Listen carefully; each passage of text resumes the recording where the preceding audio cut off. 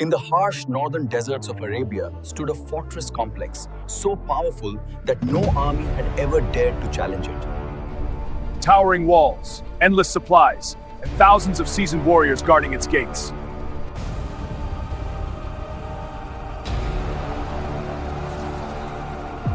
Eight massive fortresses carved into black volcanic rock. Its name was Khaybar.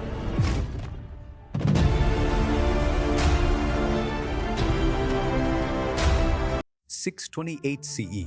To many tribes across Arabia, Khaybar was untouchable. To the Muslims of Medina, it was something far more dangerous. After being expelled from Medina years earlier, several hostile leaders had regrouped in Khaybar. From there, alliances were formed, armies were financed, plots were made. The Oasis had become not just a city, but a military and economic stronghold threatening the fragile stability of the region.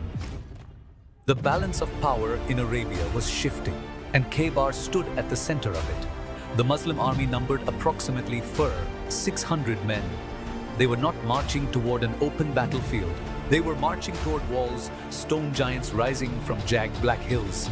The defenders of Khaybar were well armed, well supplied, and prepared for a long siege. Their strategy was simple but effective: layered defense. If one fortress fell, they would retreat to the next. And so began one of the most difficult sieges in early Islamic history, the Battle of Khaybar. Days turned into weeks. The desert heat reflected brutally off volcanic stone. Food ran dangerously low. Some reports mention soldiers boiling leather just to survive. Morale was tested. Each assault on the gates ended with arrows raining down from above. The walls did not break. Then one night, everything changed. The Prophet Muhammad stood before his exhausted companions and made a promise that electrified the camps.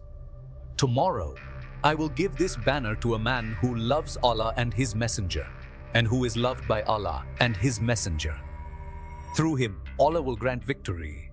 No names were mentioned. That night, no one slept. At dawn, the Prophet asked for Ali ibn Abi Talib. But Ali was not standing in the ranks. Ali is in his tent, struggling with a severe eye infection that has almost blinded him. He was brought forward. The Prophet ﷺ applied his blessed saliva to Ali's eyes, and instantly the pain disappeared. His vision returned with clarity. The banner was placed in his hands. But before he marched, he was given an instruction that revealed the spirit of the campaign: invite them to peace first. If even one person is guided through you, it is better than the greatest wealth. This was not blind destruction. It was strategic warfare with moral boundaries. Ali advanced toward the fortress of Al-Naim. The gates opened. Out stepped a towering warrior, Marhab, armored heavily, confident, experienced, feared. He announced his presence with pride. Who dares to face me? Come forward! Give me your courage, and let your fate meet my blade! Ali responded with words remembered in history. "I am the one whose mother named him Haida, the lion of the battlefield." Steel clashed. Marhab struck with immense force. Ali moved with precision. In a decisive blow, Marhab fell. The psychological impact was immediate.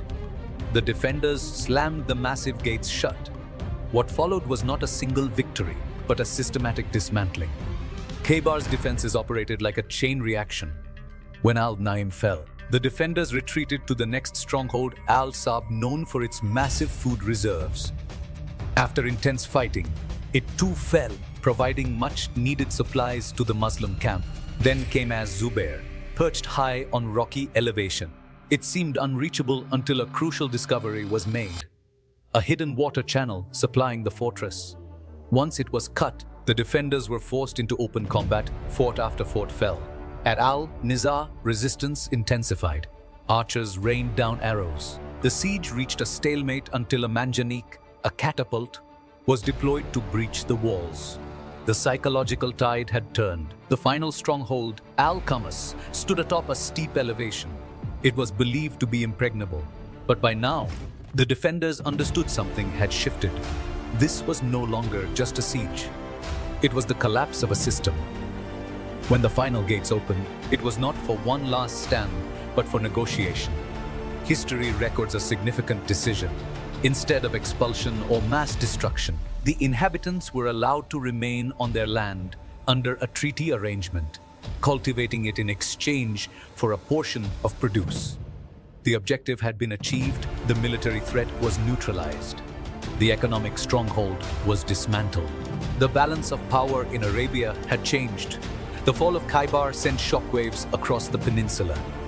For the first time, it became clear that fortified alliances and economic powerhouses could fall.